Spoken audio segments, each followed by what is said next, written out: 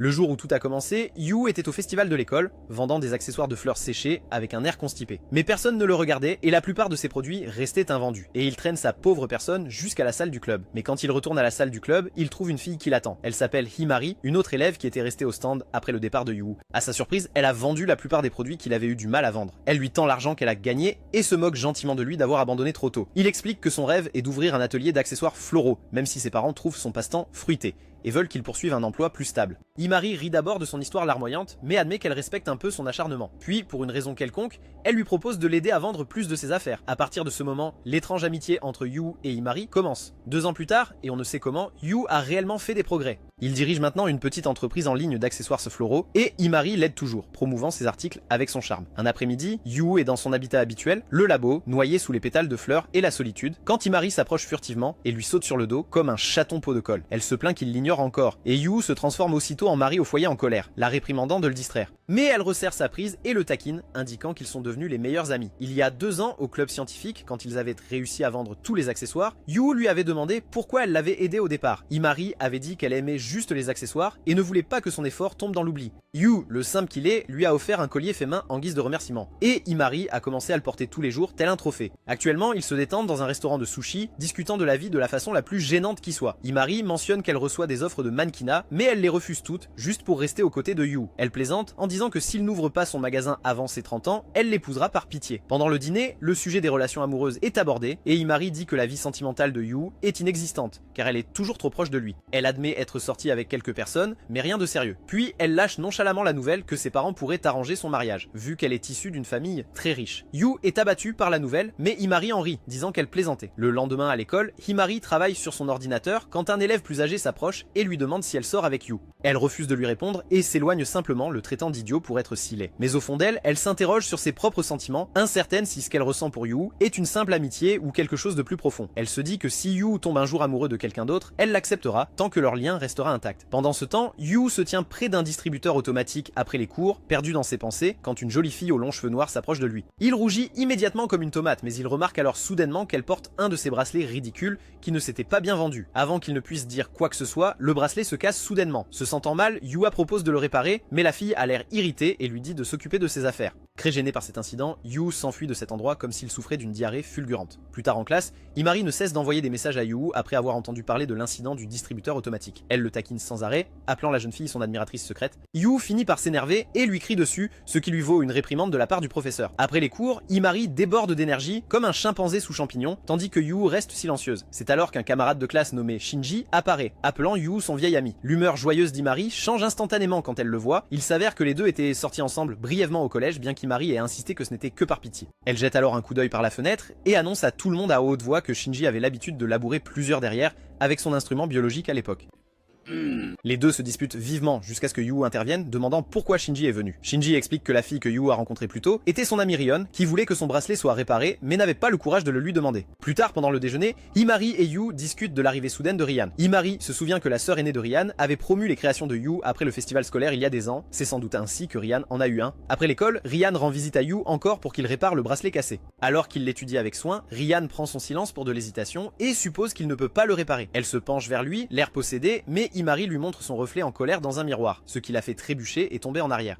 L'énervé Ryan attrape Himari par le visage et la soulève, l'accusant de se moquer d'elle comme il le faisait lorsqu'ils étaient plus jeunes. Himari riposte en attrapant les bazookas de Ryan, mais cela ne fait qu'empirer les choses, et elle finit par être malmenée dans la pièce. Finalement, Himari est forcée de s'asseoir de côté pendant que Yu termine tranquillement de réparer le bracelet. Himari commande doucement que lorsque Yu se concentre sur son travail, il devient une autre personne, totalement absorbée par son artisanat. Quand Yu a fini, il trouve les deux filles en train de rire, car il s'avère qu'elle lui avait secrètement tressé les cheveux en petites nattes pendant qu'il travaillait. Il panique comme si elle venait de détruire sa vie, ce qui ne fait que les faire rire encore plus fort. Plus tard, Himari et Rishun papotent à cœur ouvert en attendant le bus. Rian s'enquiert de la relation d'Himari avec Yu et celle-ci lui explique qu'elles sont meilleures amies depuis le collège. Rian hésite mais avoue qu'elle a toujours admiré la créatrice inconnue de son bracelet et réalise maintenant que c'était Yu. Elle dit que sa mère lui a raconté un jour que les personnes au cœur pur peuvent créer des choses qui apportent le bonheur aux autres et elle croit sincèrement que Yu en fait partie. En entendant ces mots, Himari reste silencieuse. craignant que son amitié avec Yu ne soit en danger. Le lendemain matin, Yu prend son petit déjeuner, pensant toujours à la façon dont un voyou comme Ryan l'avait abordé. Sa sœur Sakura entre dans la pièce et remarque immédiatement qu'il a l'air plus fatigué et distrait que d'habitude. Elle le presse de lui donner une explication et Yu lui raconte alors tout sur Ryan et comment elle lui a demandé de réparer son bracelet. Sakura fait remarquer que cela pourrait en fait être une bonne chose pour son frère bon à rien, car tous ses accessoires récents ont commencé à se ressembler, fait uniquement en pensant à Imari. Elle pense que parler à une autre fille pourrait l'inspirer à améliorer son travail. Yu tente de minimiser, insistant sur le fait que ses ventes se portent déjà bien, mais Sakura lui rétorque qu'il n'a pas eu un seul client régulier. Elle lui rappelle l'accord qu'il a conclu. S'il ne parvient pas à ouvrir sa boutique avant ses 30 ans, il devra abandonner et reprendre l'épicerie familiale et peut-être même épouser Imari.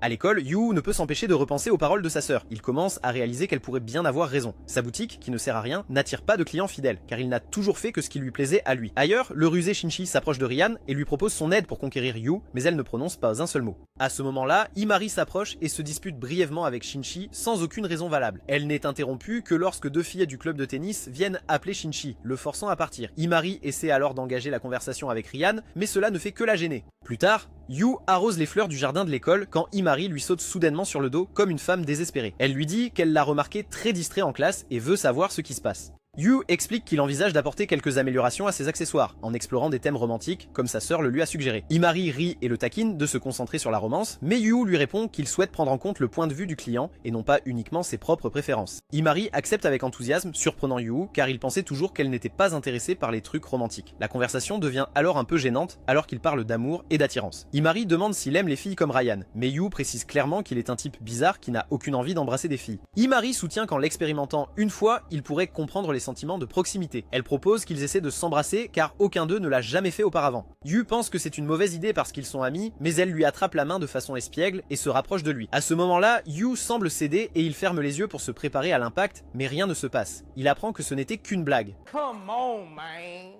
Et Imari éclate de rire en voyant sa réaction dyslexique. Après la plaisanterie, elle lui dit de garder son samedi libre, mais refuse de dire ce qu'elle a prévu, le laissant encore plus nerveux et curieux. Quand samedi arrive, Yu est pris en charge par le frère trop énergique de Imari, Hibari, qui le taquine immédiatement, montrant à quel point il lui a manqué. Ils discutent brièvement de Sakura, et Hibari révèle qu'elle était très populaire et talentueuse à l'école. En entendant cela, Yu devient un peu gêné et mal à l'aise, car il est l'exact opposé de sa sœur, sans talent et même laid. Mais Hibari le réconforte et lui assure qu'il est un excellent fabricant d'accessoires floraux, et lui dit de mettre toute son énergie sur cette activité. Après l'avoir déposé, Hibari s'éloigne en trombe, comme si sa petite amie venait de l'inviter chez elle pour lui retourner les entrailles. C'est alors qu'Imari apparaît par derrière et raille immédiatement Yu pour s'être habillé comme un ouvrier du bâtiment. Elle révèle que Ryan va les rejoindre, ce qui rend le nerd très nerveux. Plus tard, au restaurant, Yu a du mal à parler à Ryan, qui semble timide et réservé. Imari brise la tension en suggérant que Ryan pourrait poser pour sa prochaine séance photo d'accessoires. Ryan est surprise, mais accepte après qu'Imari lui explique que c'est sa façon de remercier Yu d'avoir réparé son bracelet. Elle prévoit de filmer dans la pâtisserie familiale de Ryan, ce qui surprend Ryan encore plus, et elle appelle rapidement sa mère pour obtenir la permission. Le groupe se rend ensuite dans un magasin d'accessoires pour choisir les matériaux nécessaires.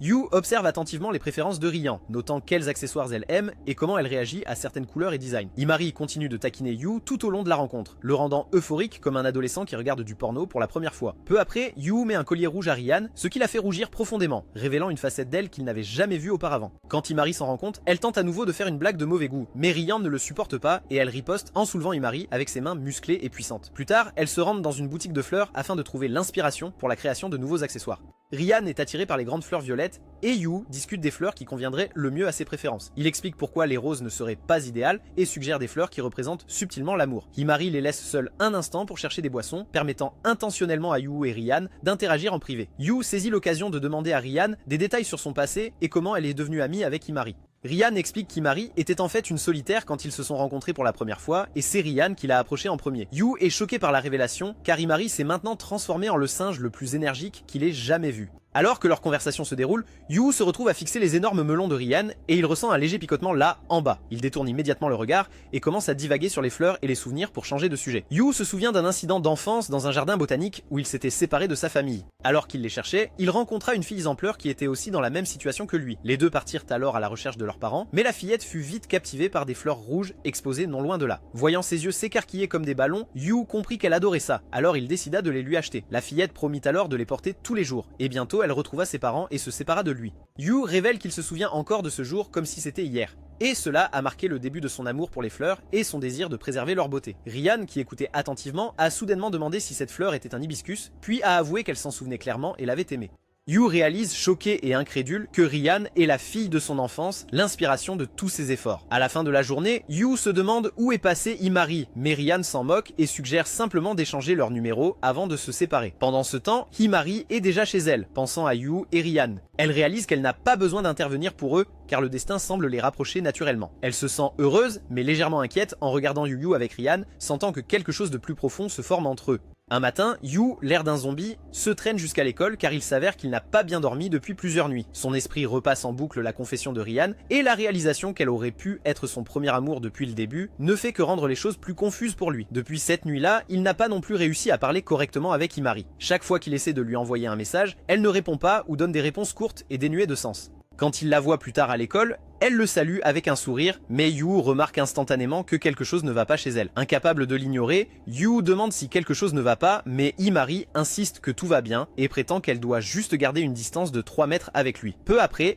Ryan arrive et salue Yu joyeusement, mais elle sent immédiatement qu'il y a une gêne entre les deux. Quand Yu explique la situation, elle lui dit avec assurance de la laisser faire. Elle sort alors un sachet de biscuits, ce qui attire très facilement la naïve Himari. Tandis que le trio marche vers la classe, les deux filles se lancent des pics tandis que Yu écoute discrètement, comme un voyeur. Il se demande comment deux personnes aux personnalités si différentes parviennent à rester de si proches amis. Avant d'aller en classe, Ryan tend à Yu un petit paquet de biscuits qu'elle a fait elle-même. Juste après le départ de Ryan, Himari surgit et taquine Yu sur le ton romantique qu'il avait. Elle continue de le taquiner pendant leur pause déjeuner, plaisantant qu'elle devrait les laisser ensemble dorénavant, mais cela offense Yu et il la coince contre la balustrade, lui demandant pourquoi elle agit si bizarrement. Il précise aussi que Ryan n'est qu'une amie et qu'ils n'ont aucun sentiment l'un pour l'autre. Alors qu'Himari le dévisage, son visage commence à rougir et Yu ne peut s'empêcher d'admirer à quel point elle est mignonne. Il compare ses joues à une pizza fraîchement cuite, mais au fond de lui, il a désespérément envie de les pincer. Avant qu'il ne puisse dire quoi que ce soit d'impulsif, Himari lui fourre une boisson froide dans la main et lui dit de se calmer avant de s'éloigner. Yu reste là un moment, toujours obsédé par ses joues rouges qu'elle avait eues plus tôt. Plus tard cet après-midi-là, Yu se concentre sur son travail accessoire au laboratoire de sciences, essayant de se distraire. Ryan se tient à ses côtés, observant silencieusement son processus de travail inutile avec curiosité. Elle demande ce qu'il fait et Yu explique qu'il recolore les pétales de fleurs conservées pour leur redonner leur éclat naturel. Il évoque la minutie du processus, mais aussi combien il est essentiel de préserver la vraie beauté des fleurs. Ryan écoute attentivement, mais Himari commence à le taquiner comme à son habitude. Quand il en a assez, il demande à Ryan de l'aider et elle retient Himari comme toujours.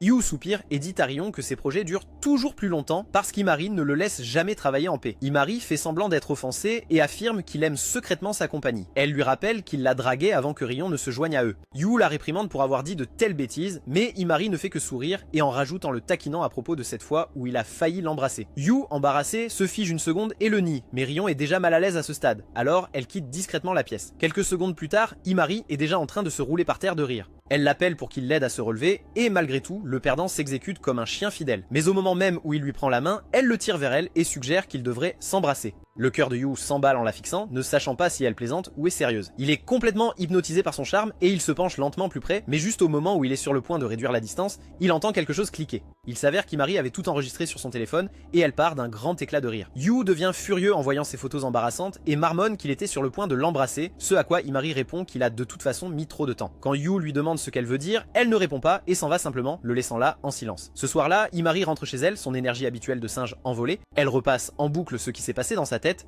essayant de se convaincre que ce n'était qu'une blague, même si une partie d'elle sait que non. Le lendemain, Yu reçoit la visite de Shinji, qui, pour une raison quelconque, porte toujours un éventail chinois. Il taquine Yu sur sa popularité grandissante et évoque la confession de Ryan, disant qu'elle a enfin trouvé le courage de le lui dire après l'avoir gardé si longtemps. Yu nie que rien de tel ne se soit passé, affirmant que leur relation n'est pas romantique, mais Shinji se contente de sourire et lui dit d'arrêter de se mentir. Yu le nie une fois de plus, insistant qu'ils ne sont que des amis et rien de plus. Il révèle aussi qu'Himari agit bizarrement ces derniers temps, ce qui surprend tellement Shinji qu'il décide de l'observer attentivement. Plus tard, le trio est dans le laboratoire scientifique, où Ryan observe la collection de fleurs et d'accessoires préservés de Yu, admirant à quel point ils sont réalistes et délicats. Il lui tend alors quelques accessoires et lui demande de se positionner près de la fenêtre pour de bons clichés. Cependant, après plusieurs tentatives avec son vieux téléphone, aucune des photos ne s'avère réussie, car Yu estime qu'elles ne parviennent pas à capturer sa vraie beauté. Au moment où il est sur le point d'abandonner, Himari chuchote quelque chose à l'oreille de Ryan, ce qui change complètement son expression. Ses yeux s'écarquillent, sa poitrine devient visible et elle se met soudainement à ressembler à un vrai mannequin. Sans plus attendre, Yu capture l'instant et il annonce joyeusement que l'émotion sur la photo est exactement ce qu'il cherchait. Le lendemain soir, Yu, Himari, Ryan et Shinji se réunissent pour une petite célébration du lancement de la nouvelle collection d'accessoires de Yu.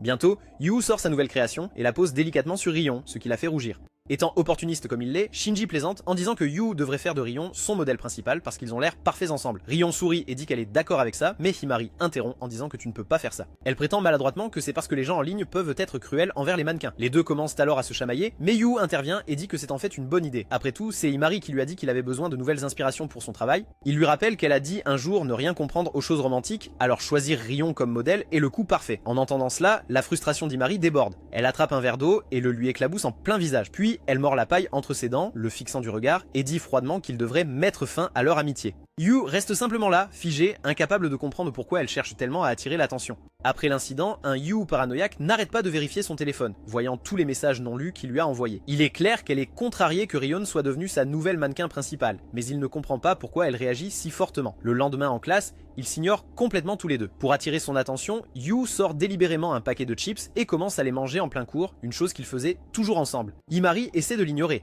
mais elle devient vraiment mal à l'aise. Yu crie alors que si les choses continuent comme ça, ils ne pourront pas ouvrir de magasin ensemble, et cette déclaration brise le cœur d'Himari. Elle cache son visage et se met à pleurer, tandis que tous les élèves de la classe fixent Yu comme s'il était devenu un proxénète OnlyFans. Au même instant, son téléphone vibre. Un email d'Himari. C'est un avis de mutation, elle déménage à Tokyo pour le mannequinat. Le monde de Yu s'écroule, il exige de savoir si c'est vrai, mais elle éclate d'un rire maniaque et s'enfuit sans rien dire. Plus tard, Rion arrive aussi avec le même email, craignant d'avoir causé ce désordre en devenant le modèle de Yu. Mais il la rassure, ce n'est pas sa faute, et décide qu'ils devraient trouver Himari ensemble. Ils préparent une petite installation avec ses snacks et boissons préférés, et se cachent derrière des buissons, espérant qu'elle sera attirée comme un rat nuisible. Après un moment, Himari finit par apparaître et se moque de leur piège, mais elle prend quand même les biscuits et s'enfuit. Yu court après elle, l'attrape par le poignet et lui demande si elle est en colère parce que Rion l'a remplacée. Mais Himari le gifle fort, disant que ce n'est pas à cause de Rion, c'est à cause de lui. Il a demandé si Marius en voulait aux humains, et Marius a dit oui, puis il l'accuse de le traiter comme un jouet. Au milieu de leur dispute, son collier, un des accessoires faits main de Yu, se casse et tombe par terre. Himari se précipite pour le ramasser, mais la maladroite Yu marche accidentellement dessus, fissurant le pendentif. Ce moment la brise de fond en comble. En pleurant, elle lui dit qu'il ne l'a jamais vraiment vue comme une amie et l'a simplement remplacée par quelqu'un d'autre, sans même réaliser à quel point ça lui faisait mal. Himari arrache alors le reste de son collier et s'enfuit de cet endroit, déclarant qu'elle s'en va pour trouver un lieu où elle sera véritablement appréciée. Plus tard, Yu est seul au jardin, déprimé comme un mari endetté. Shinji arrive peu après avec un verre et ils commencent à discuter. Quand Yu demande pourquoi Shinji a insisté pour que Rion soit le modèle principal, Shinji admet qu'il voulait juste voir tout le monde heureux et peut-être même donner à Yu et Rion une chance de se rapprocher. Mais ensuite, il demande à Yu s'il ne voit vraiment Himari que comme une amie. Il ajoute que si c'était le cas, Yu ne serait pas si affecté par son absence. Il conseille ensuite à Yu de déterminer ce qu'il désire réellement avant de tout perdre. Après avoir entendu tout cela, Yu finit par admettre que le playboy Shinji est un bon ami. Plus tard cette nuit-là, Yu envoie un message à Himari lui demandant pourquoi elle part vraiment pour Tokyo. Elle répond froidement qu'elle doit trouver sa valeur et que de toute façon, il ne comprendrait pas. Yu se met alors à se souvenir à quel point il était isolé, comment personne ne se souciait de ses accessoires floraux avant qu'Himari n'arrive et ne change tout. Il s'excuse avec un emoji chat ringard, espérant que son cœur fondra, mais elle le laisse grossièrement en vue. Pendant ce temps, Himari ricane chez elle car toute l'histoire de son transfert à Tokyo était fausse. Cette éternelle assoiffée d'attention a fait tout ça juste pour faire paniquer Yu et lui faire comprendre à quel point elle est importante pour lui. Himari se persuade qu'il viendra bientôt la supplier de pardon. Elle commence même à imaginer des punitions ridicules pour lui une fois qu'il s'excuse, comme le forcer à l'embrasser. Mais le lendemain, Yu prend enfin son courage à deux mains et l'ignore complètement. Elle s'inquiète et consulte les réseaux sociaux pour des indices cette nuit-là, seulement pour voir une photo de lui et Ryan mangeant joyeusement une glace. Quelques jours plus tard, son frère Hibari remarque son piteux état et demande ce qui ne va pas. Quand elle avoue toute la situation, il devient furieux, lui disant qu'elle a manipulé Yu émotionnellement. Il lui rappelle leur jour de collège et comment il l'a aidé à promouvoir les accessoires faits main de Yu en parlant à la sœur de Ryan, une grande mannequin. Cette faveur l'a embarrassé, mais il l'a quand même fait car il voyait le potentiel dans la passion de Yu. Hibari continue de gronder sa sœur pour avoir oublié sa promesse de toujours soutenir le rêve de Yu.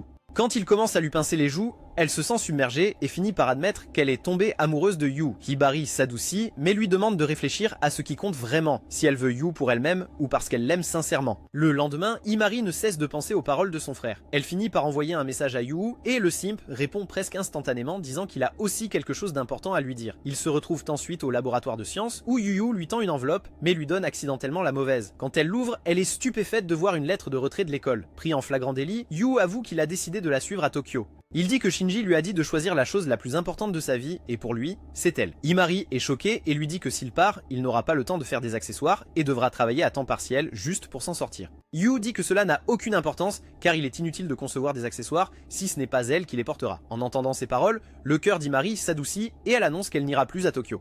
Yu s'approche d'elle de très près et l'incite à poursuivre ses rêves, mais cette proximité soudaine la surprend et elle renverse accidentellement sa boisson, lui éclaboussant le visage. Embarrassée, elle le repousse, ne voulant pas que son premier baiser se produise dans un tel désordre. La conversation gênante se termine enfin quand elle rit et dit qu'ils peuvent revenir à la normale. Elle accepte de laisser Ryan rester comme modèle, mais insiste pour rester son modèle principal. Yu accepte et lui tend une autre enveloppe, celle qu'il avait eu l'intention de lui remettre plus tôt. À l'intérieur se trouve un collier fraîchement réparé avec une bague assortie. Il lui explique que c'est une création spéciale qu'il a faite pour elle, utilisant une fleur conservée et une petite graine incrustée. Imari l'adore tellement qu'elle lui saute sur le dos et lui fait passer la bague au doigt comme s'ils se fiançaient.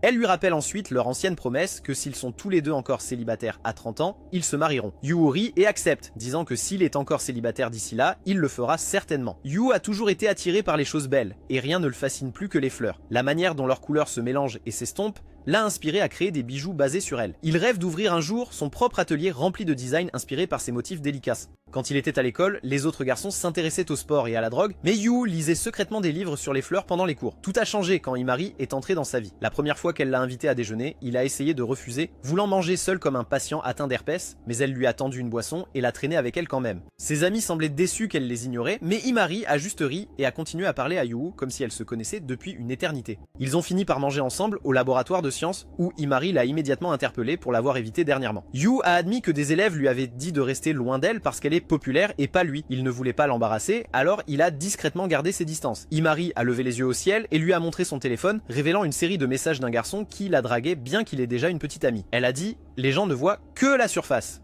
Ils courent après la popularité mais ne comprennent jamais la sincérité. Elle a ajouté qu'elle était fatiguée de ces jeux superficiels et qu'elle préférait passer du temps avec un perdant comme Yu. Puis elle lui a tenu la main et lui a fait promettre qu'ils resteraient meilleurs amis pour toujours, mais qu'il ne tomberait jamais amoureux d'elle afin que leur amitié reste intacte. Dès que Yu a accepté, elle a diffusé un enregistrement de leur conversation et a éclaté de rire. Yu a tenté de lui prendre son téléphone, mais ils se sont courus après jusqu'à ce qu'il tombe d'épuisement.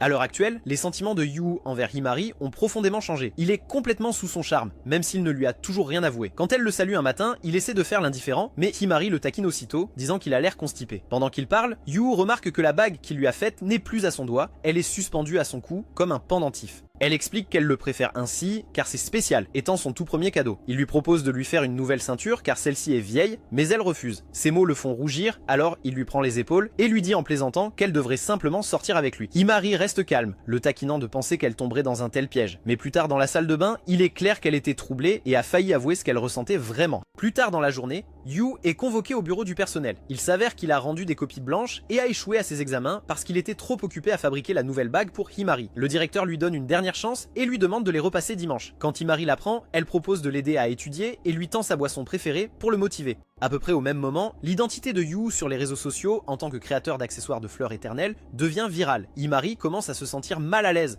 craignant que maintenant toutes les filles veuillent poser pour lui. Elle croit qu'il laissera sûrement toutes les filles entrer dans son équipe car c'est le plus grand dragueur qu'elle ait jamais vu. Mais Yu la rassure en lui disant qu'elle sera toujours son mannequin numéro 1, ce qui la fait rougir si fort qu'elle le gifle d'embarras. C'est alors qu'il se retourne, choqué de voir que Ryan était là depuis le début.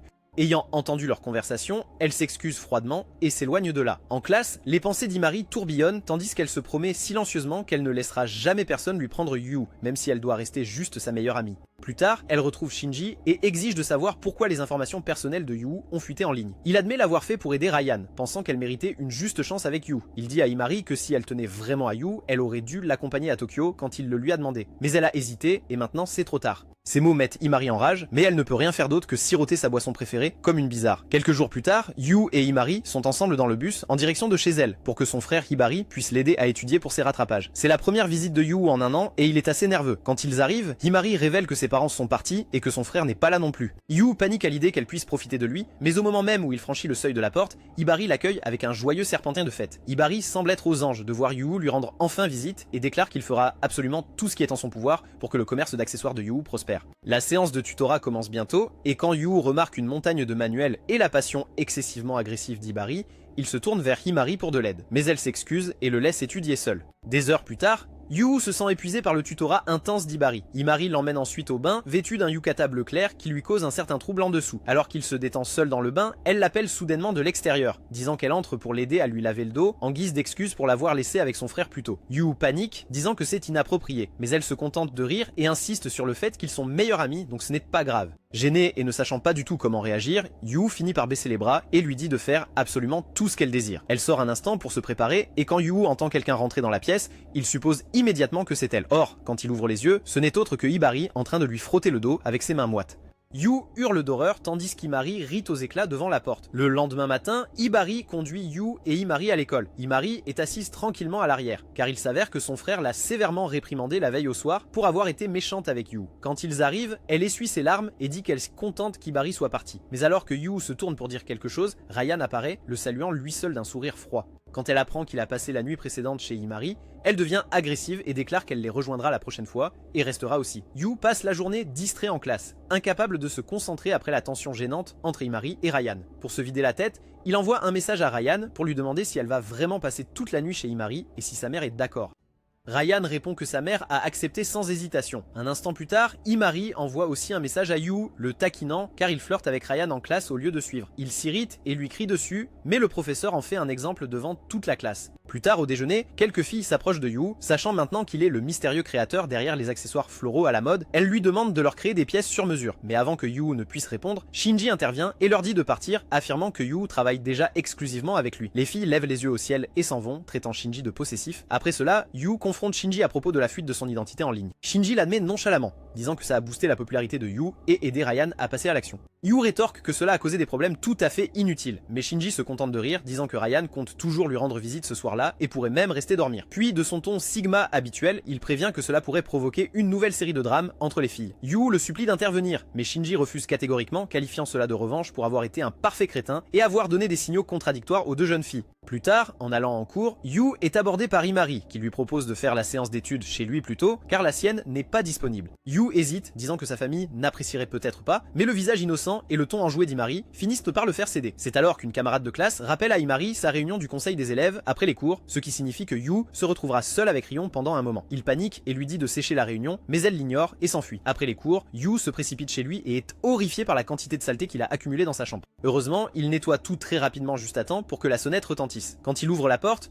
Rion se tient là, vêtu d'une jolie tenue et portant l'accessoire floral qu'il lui avait fabriqué. Yu l'accueille maladroitement à l'intérieur et lui explique que sa famille est au travail et qu'Himari sera en retard. Donc pour l'instant, ils sont juste tous les deux. Pour tenter de briser la tension, Yu ouvre son placard secret qui révèle un jardin miniature rempli de diverses plantes. Il explique qu'il les a rangées en sécurité ici pour les protéger de son chat coquin et dodu. Il sort aussi un pot de fleurs, affirmant que celles-ci l'aident à se détendre en étudiant. Rion est vraiment impressionné par sa connaissance farfelue des fleurs, et ils finissent par étudier ensemble. Peu après, Yu apprend que Rion est deuxième de leur classe, alors il demande qui est le premier. Son expression change brusquement quand il apprend que ce n'est autre que le playboy de l'école, Shinji. Ils poursuivent leur leçon un temps, mais Yu perd sa concentration, distrait par la poitrine généreuse de Rion. Pour se ressaisir, Yu se lève et va à la cuisine se faire du thé. Pendant son absence, Rion s'allonge curieusement sur son lit, attiré par une douce odeur.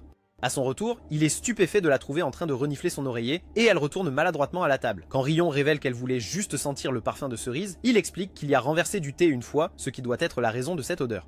Ryan s'allonge de nouveau sur son lit et avec un regard séducteur, elle lui avoue doucement qu'elle l'aime toujours. Cela le laisse sous le choc et il se souvient comment elle lui avait déjà avoué ses sentiments par le passé, après qu'il se soit rapproché lors d'une période difficile avec Himari. Yu l'avait alors gentiment repoussé, réalisant que son cœur appartenait à Himari, mais Rion ne lui en avait jamais voulu. Elle était revenue le lendemain en souriant comme si rien n'avait changé. À présent, ce même regard est dans ses yeux, plein d'espoir mais calme. Alors que Yu s'efforce d'étudier, Rion s'assoupit sur son lit. Il essaie de la réveiller avant l'arrivée d'Himari, mais quand il se penche, elle le tire soudainement vers elle et le pousse contre ses oreillers naturels. À ce moment-là, la sœur de Himari et Yu, Sakura, ouvre la porte et se fiche devant la scène. Yu panique, essayant d'expliquer, tandis que Rion le tient toujours dans son sommeil. Quand elle finit par se réveiller, elle s'excuse de son comportement et Sakura lui demande si elle est la sœur de Kureha. Il s'avère que Sakura, le frère d'Himari et la sœur de Rion, étaient autrefois camarades de classe. Sakura rit, disant qu'elle n'aurait jamais imaginé que quelqu'un d'aussi posé que Rion tomberait amoureuse de son stupide frère. Après les avoir un peu taquinés, elle se dirige discrètement vers la cuisine. Alors qu'Imari fixe Yu avec colère, il révèle nonchalamment que Rion lui a déjà avoué ses sentiments et plusieurs reprises. Rion sourit aussi doucement, admettant ses actes, ce qui met Imari complètement hors d'elle. Elle se lève et accuse Yu avec fureur d'être un coureur de jupons, mais Rion la fait taire en la soulevant nonchalamment dans les airs. Elle regarde ensuite Yu et lui demande si elle était vraiment son tout premier amour. Yu admet avec gêne que Rion était bien son premier amour, mais il ne ressent plus la même chose. Même après avoir entendu cela, Rion ne se décourage pas du tout. Elle se contente de sourire et dit qu'elle prendra cela comme une motivation.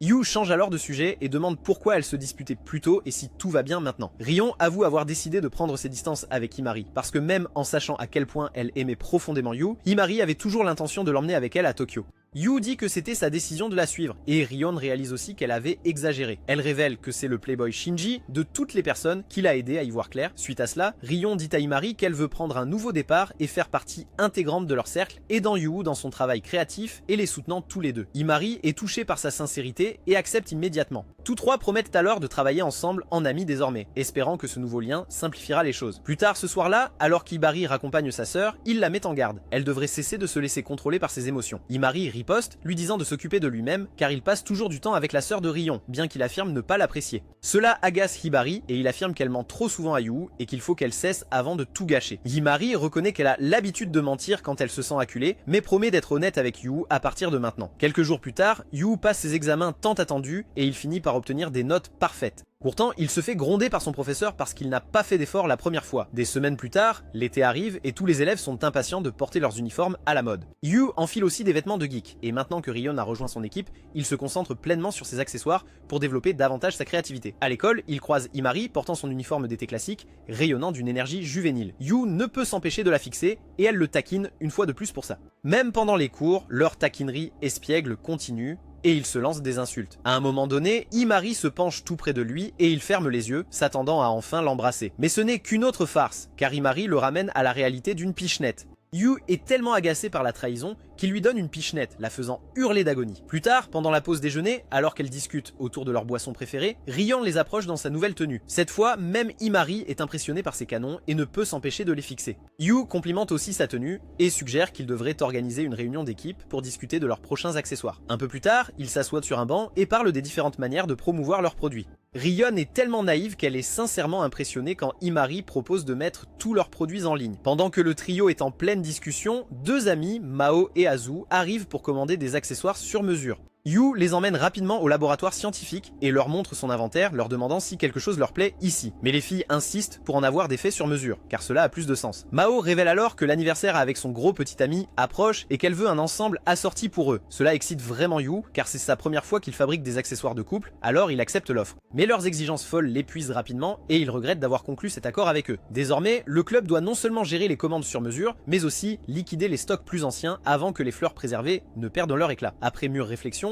Yu choisit la fleur de cornouiller japonais pour les accessoires du couple, symbolisant la persévérance, reflétant leurs sentiments sincères l'un pour l'autre plutôt que le simple amour. Il demande aux filles si c'est un peu ringard, mais Imari l'apprécie car ça vient de quelqu'un de passionné par son art. Le seul bémol est que les accessoires sur mesure sont trop chers pour les lycéens ordinaires. Yu révèle que seulement 10% de ses clients viennent de cette école, ce qui signifie que ses acheteurs sont principalement des adultes. Mais Imari est certaine qu'avec sa popularité croissante, les chiffres augmenteront et qu'ils connaîtront beaucoup de succès. Quelques jours plus tard, Yu termine les accessoires assortis de Mao et de son petit ami, des pierres précieuses délicates attachées à des chaînes de collier. Il prend ensuite maladroitement les mesures de leur cou pour leur fabriquer des colliers afin qu'ils puissent porter les accessoires comme des chiens. Après cette affaire, la boutique de Yu se remplit rapidement de clients, propageant des rumeurs selon lesquelles porter ces accessoires pourrait aider à conquérir le cœur de l'être aimé. Meo et Azu, devenus marketeurs, promeuvent astucieusement cela, attirant encore plus de clients. Leurs camarades de classe sont désormais prêts à payer n'importe quel prix pour obtenir les précieux accessoires. Yu se dépasse pour respecter les délais et le frère d'Imari lui aménage même un espace de travail privé pour qu'il puisse travailler sans être dérangé. À un moment donné, Imari invite Yu de manière inattendue à poser sa tête sur ses genoux. Bien qu'initialement réticent, il finit par céder et pose délicatement sa tête sur ses genoux. Elle commence alors à lui masser le visage avec espièglerie et Yu réfléchit silencieusement à ses sentiments pour Imari, soulagée qu'elle ne s'intéresse à personne d'autre. Parce qu'il n'a pas les tripes d'avouer son amour,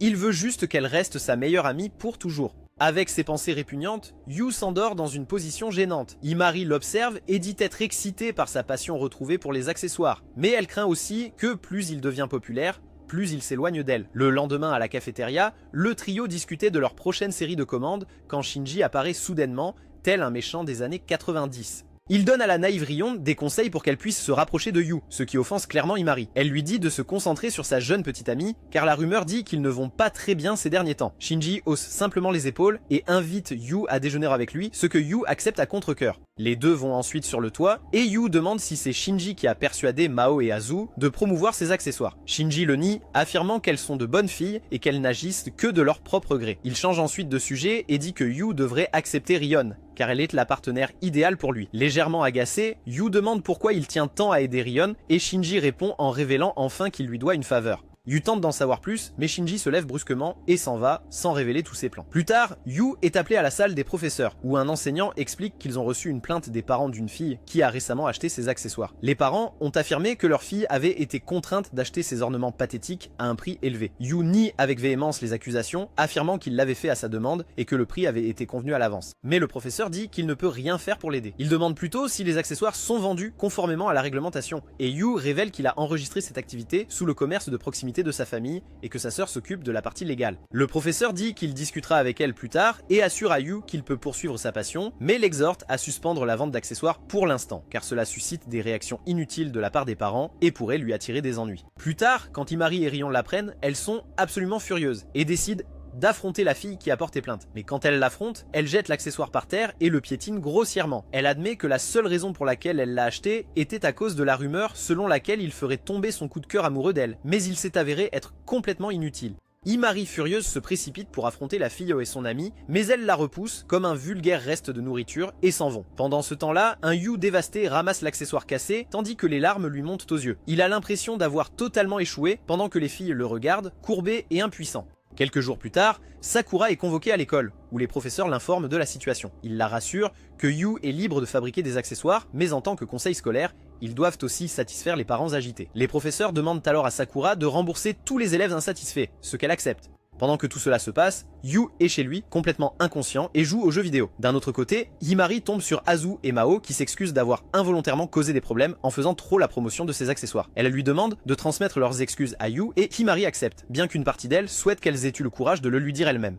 Pourtant, elle sent que Yu a besoin de soutien plus que d'explications en ce moment. Quand elle le trouve en classe plus tard, elle lui tapote l'épaule et le salue comme d'habitude, faisant semblant que tout va bien, mais Yu réagit à peine. Il entre simplement dans la salle de classe comme un homme vaincu qui n'a plus aucun espoir dans la vie. Himari se sent mal pour lui, mais elle sait que ce n'est qu'un petit obstacle sur le chemin de leurs rêves.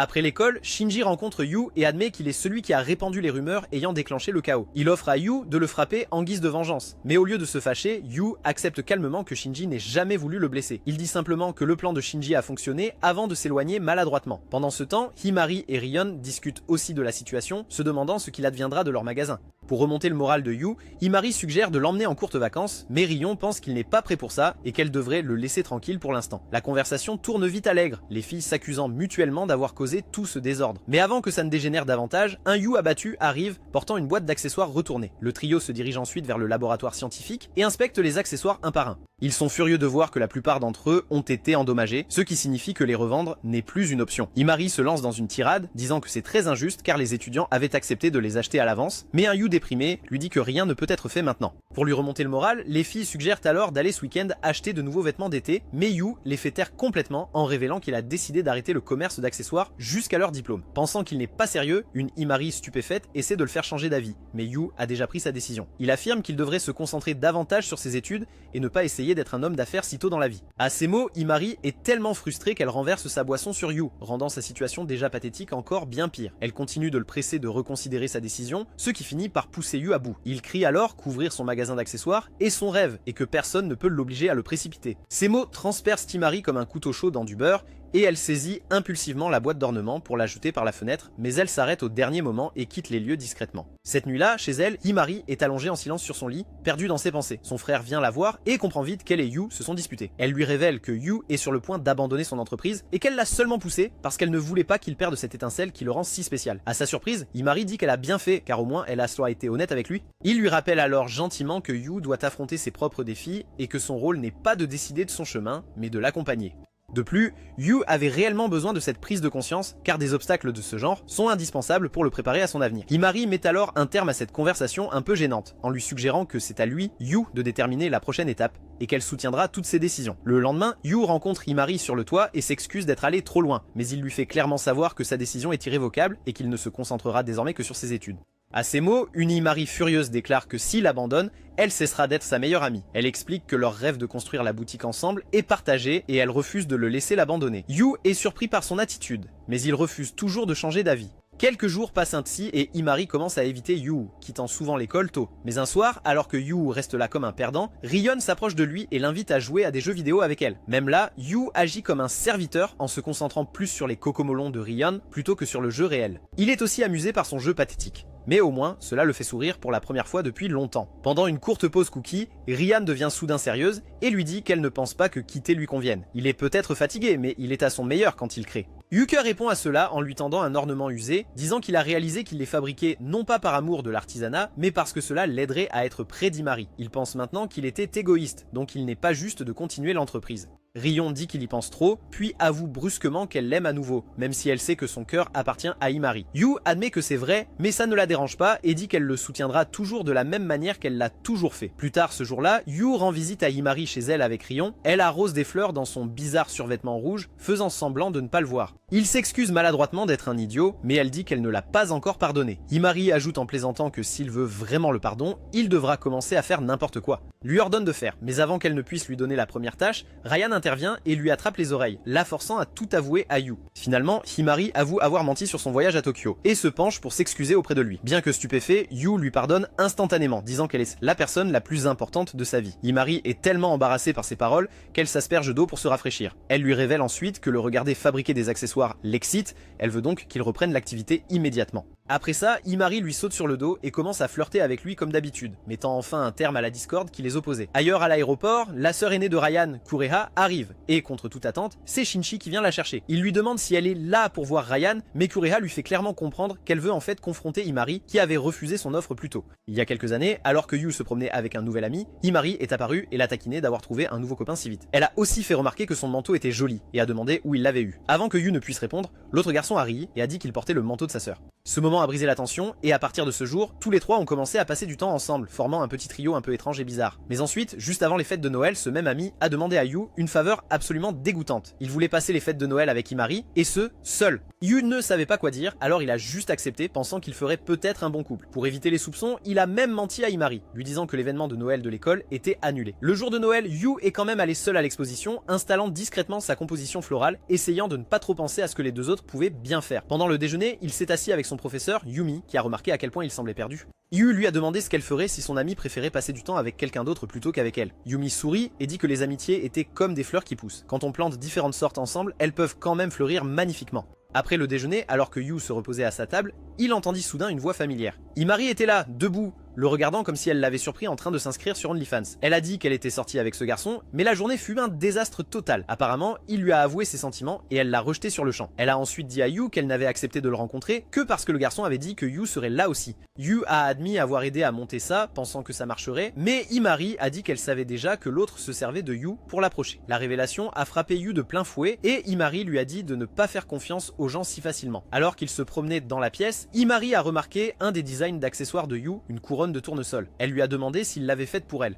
Yu a paniqué et a dit que c'était juste une coïncidence, même si ce n'était pas le cas. Tournesol se traduisait par Himari en japonais et il l'avait conçu en pensant à elle. À présent, Himari arrive à l'école et aperçoit Yu devant elle, entièrement absorbée par son téléphone. Elle se précipite vers lui comme un taureau enragé, criant son nom, mais il esquive son étreinte sans même lever les yeux. Il est en train d'envoyer un message à Ryan et ne se rend même pas compte qu'Himari lui parle. Quand elle s'agace, elle change de sujet et lui suggère qu'ils devraient coucher ensemble un de ces jours. Cette idée fait figer Yu sur place, et Himari le taquine pour sa nervosité, lui demandant s'il pense à elle de cette manière. Juste à ce moment-là, Ryan apparaît soudainement, soulève Himari comme un jouet et emmène Yu loin de là. Elle lance un clin d'œil espiègle à Himari, tandis qu'ils s'éloignent ensemble, la laissant complètement sans voix. Plus tard ce jour-là, Ryun exige d'être nourri comme un chien et Yu s'exécute avec hésitation car il s'avère qu'il lui avait envoyé un message plus tôt, la suppliant de l'aider parce qu'Himari se rapprochait trop et il craignait de perdre le contrôle de ses sentiments. Pendant qu'il mange, Ryan arrache le jus habituel des mains de Yu et lui en donne un autre, disant que le premier lui rappellera Himari. Il lui demande alors nonchalamment pourquoi il ne sort pas avec elle s'il l'aime tant. Yu fait son gigachad,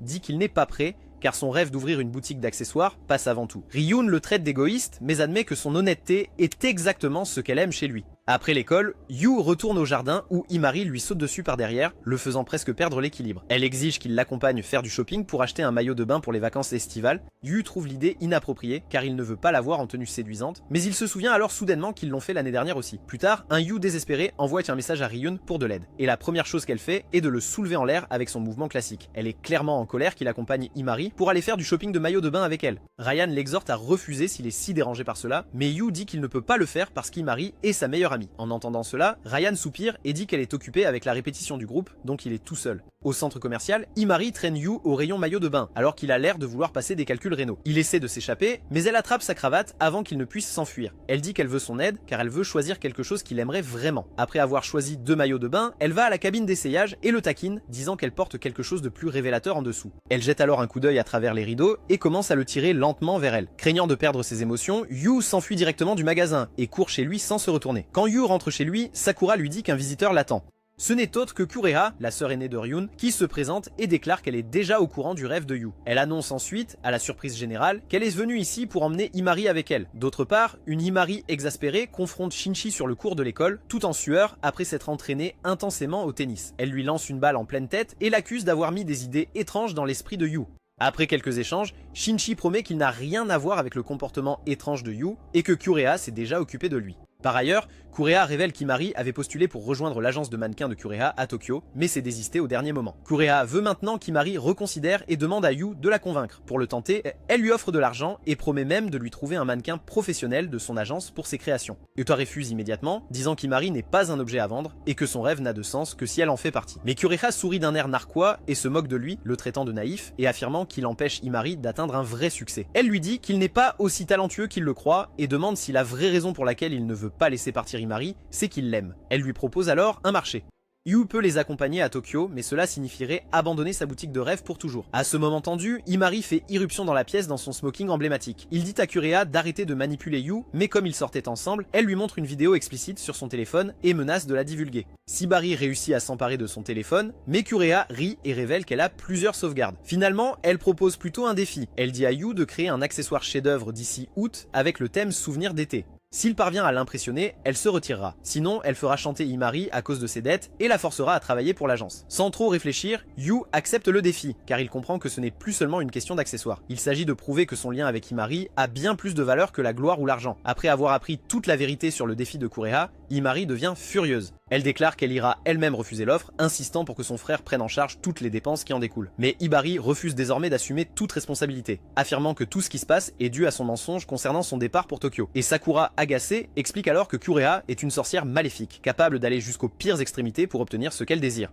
Himari prétend que si elle s'enfuit, la situation s'apaisera, mais Sakura l'avertit que Kureha n'est pas le genre de personne à laisser les choses dans l'état. Elle pourrait même ouvrir son propre magasin juste à côté de celui de Yu pour leur faire concurrence. Plus tard, Yu est à l'école, sirotant lentement sa boisson préférée, tout en se creusant la tête sur l'un des plus grands débats de la vie, si Messi ou Ronaldo est vraiment le GOAT. Il réalise aussi qu'il ne peut pas rester les bras croisés et qu'il doit prendre des mesures face à cette situation avec Kureha. Au même instant, Himari apparaît et lui annonce qu'elle souhaite l'emmener quelque part pour trouver l'inspiration. Yu est stupéfait par la légèreté de son ton, malgré tout ce qui est en train de se passer. Mais Himari, elle, reste sereine, disant qu'elle croit en lui. Elle ajoute même que s'il perd, elle rejoindra l'agence de Kureha et démissionnera le premier jour. Yu lui dit que si elle fait ça, elle devra abandonner l'école. Mais Himari est d'accord tant qu'il prend soin d'elle pour la vie. Ces mots font rougir Yu et il manque de mouiller son pantalon sous le coup de l'émotion. Leur moment de jeu est interrompu quand Sakura apparaît soudainement, attrape Himari par le visage et dit qu'elles doivent aller chercher de l'inspiration tout de suite. Peu après, tous les trois arrivent à un restaurant pour déjeuner et réfléchir à des idées pour leur prochain projet. Himari suggère que Yu photographie de belles fleurs pour trouver l'inspiration pour le design.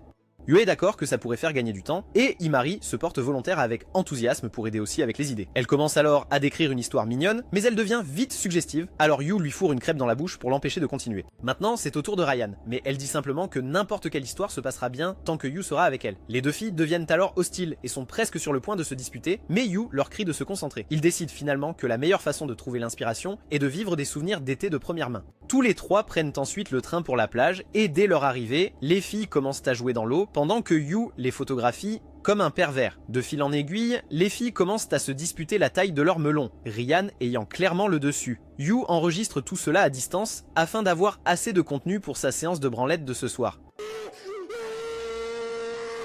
Après s'être rafraîchi dans un dépanneur avec une glace, Yu regarde les photos mais se sent insatisfait. Les clichés sont mignons mais ils ressemblent davantage à des publicités et manquent d'émotion. C'est alors qu'il remarque 2 enfants jouant dehors et une idée lui vient soudainement. Il dit aux filles qu'il souhaite visiter un certain endroit le lendemain. Ils finissent par se rendre à l'ancienne école d'arrangement floral de Yu où son ancienne professeure, Madame Yumi, est occupée à jouer à des jeux vidéo avec un groupe d'enfants. Elle le salue chaleureusement puis lui tend un album rempli de vieilles photos.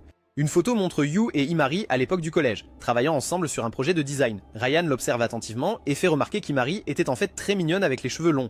Yumi émet alors l'hypothèse qu'Himari garde ses cheveux courts ces temps-ci parce que Yu les aime ainsi. En entendant cela, Ryan devient jalouse et dit qu'elle se coupera aussi les cheveux courts, mais Yu panique et lui assure qu'il l'aime telle qu'elle est. Peu après, Madame Yumi les invite à essayer l'arrangement floral, pensant que cela pourrait susciter leur inspiration. Ryan accepte avec enthousiasme, mais Himari dit qu'elle va juste regarder car elle est plutôt nulle en art. Elle s'assied ensuite près du balcon et les observe tous les deux tout en écoutant le doux son des carillons éoliens. Pendant ce temps, la séance d'arrangement floral commence. Ryan a du mal au début, mais Yu la guide dans le processus et elle finit par y arriver parfaitement. Himari les observe silencieusement et se sent un peu envieuse parce que Ryan a réussi à s'y faire si vite. Plus tard, Himari s'assied à côté de Madame Yumi, qui lui demande gentiment si elle aime Yu. Himari laisse entendre que oui, et ce depuis des années. Quand Ryan lui demande si ça la dérange que Ryan l'aime aussi, Himari nie être dérangée, mais son expression dit le contraire.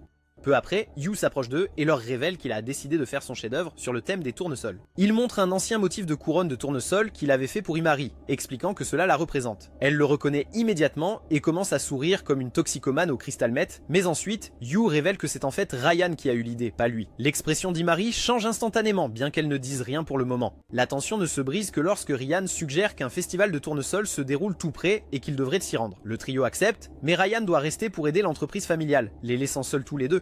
Quelques jours plus tard dans le train, Yu s'assied derrière Himari pour voir la couleur de ses bretelles. Elle se lève soudainement et lui demande s'il préfère Ryan à elle. Yu ne sait pas comment répondre car il aime en fait Himari, mais ne peut pas l'admettre directement. Quand il devient trop mal à l'aise, Himari sourit et dit qu'elle ne faisait que le taquiner. Après ça, elle décide d'aller leur acheter du thé. Au distributeur, Himari se souvient de ce que Shinji lui avait dit, que si elle voulait vraiment que Yu soit à elle devrait l'emmener avec elle à Tokyo. À l'époque, elle pensait qu'il plaisantait, mais maintenant, elle réalise qu'il avait raison.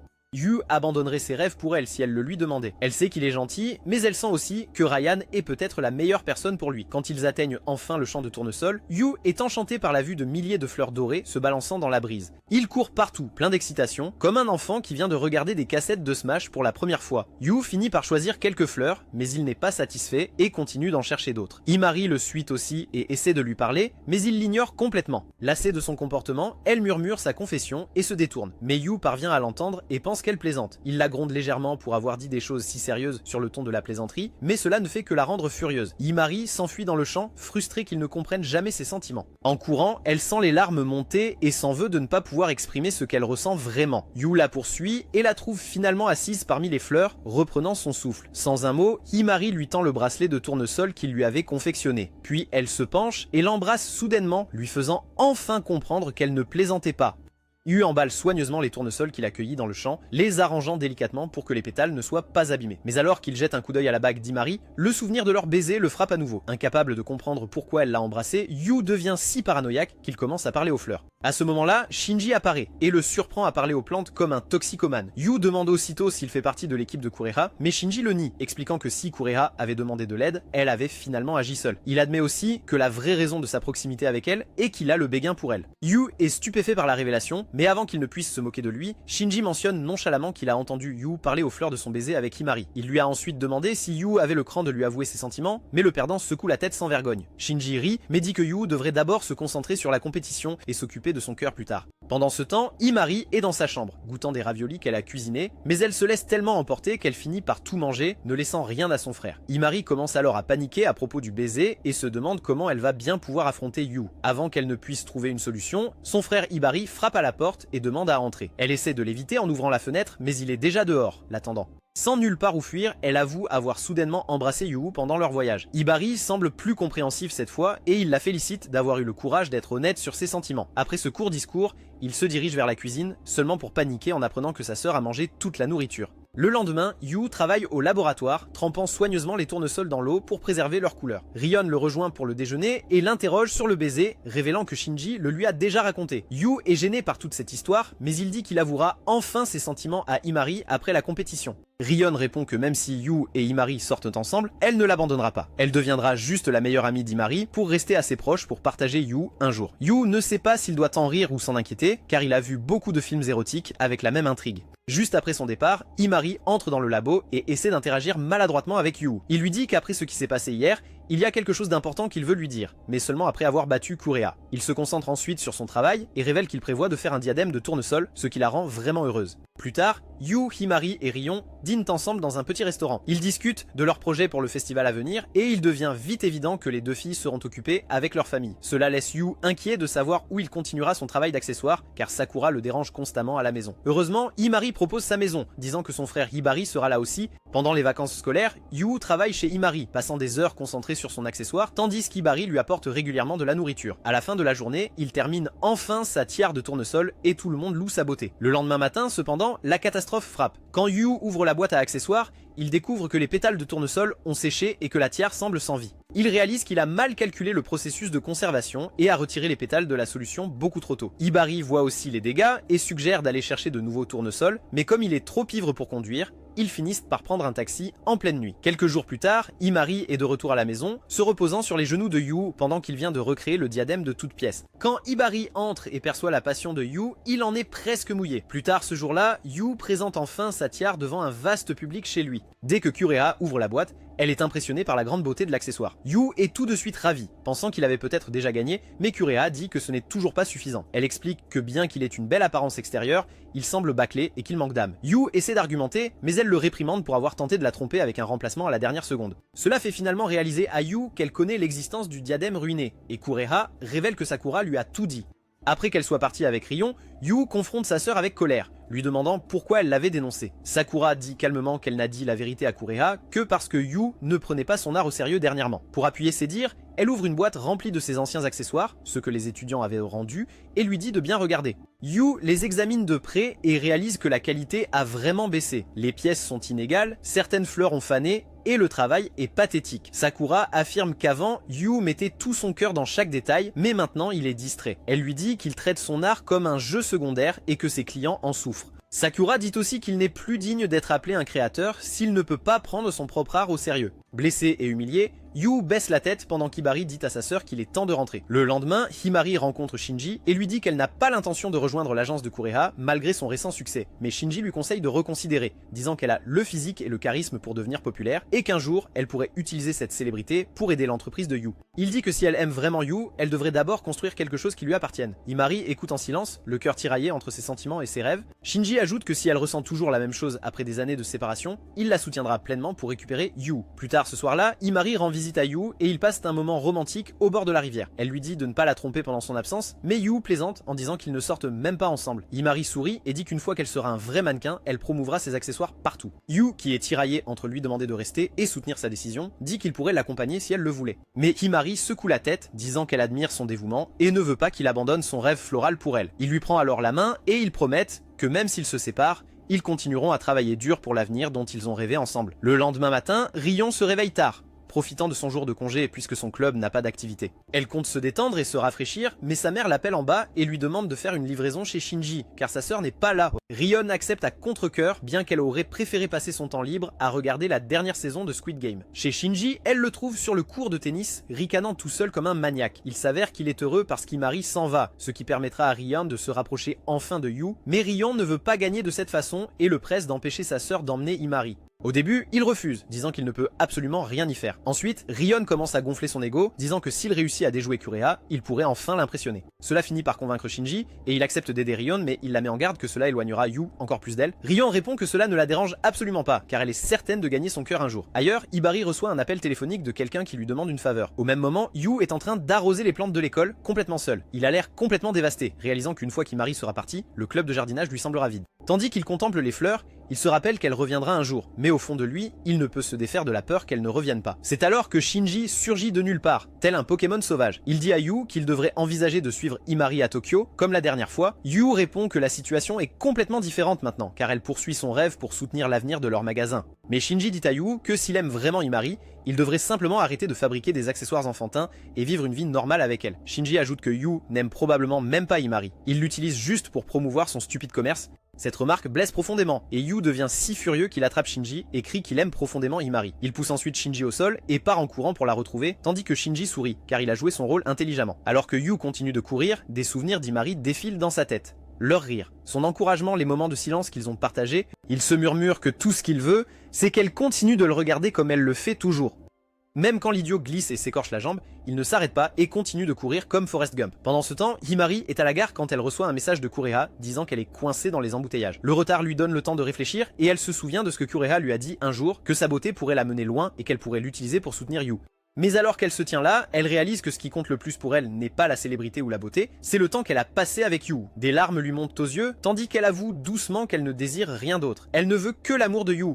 À ce moment-là, Rion arrive. Et Himari suppose qu'elle est venue dire au revoir, mais Rion dit en plaisantant qu'elle est venue la remercier car une fois qu'Himari sera partie, Yu sera à elle. Elle lui demande ensuite si le rêve de Yu compte plus pour elle que ses sentiments. Himari répond oui, car aider Yu à poursuivre son rêve est la seule façon de le soutenir vraiment, mais Rion insiste, lui demandant si c'est vraiment ce qu'elle veut. Himari rétorque avec vivacité que ce qu'elle désire n'a plus aucune importance. Soupire, Rion soupire et lui dit qu'elle prendra sa place et ira à Tokyo à sa place, mais à une seule condition. Himari doit lui promettre de lui donner Yu à son retour. Cela glace Himari car elle n'arrive pas à croire que Rion puisse suggérer une chose pareille. Mais Rion sourit alors comme un démon, disant qu'au moins de cette façon, Himari pourra enfin admettre qu'elle ne veut pas le laisser partir. Submergée par l'émotion, Himari fond en larmes, serrant Rion dans ses bras et avouant qu'elle ne veut pas quitter Yu. Rion la serre contre ses épaules et lui explique que les rêves sont importants, mais pas au détriment du bonheur. Elle assure à Himari que Yu n'accorde pas plus de valeur à son rêve qu'à elle. À ce moment-là, Yu apparaît, haletant et couvert de sueur. Il se précipite vers Himari et la supplie de ne pas partir. Yu avoue ne pas savoir s'il doit la choisir, ou bien son rêve, mais il ne veut absolument pas la perdre. Il souligne également qu'ils n'ont pas besoin d'un rêve pour être ensemble, car si elle n'est pas présente dans sa vie,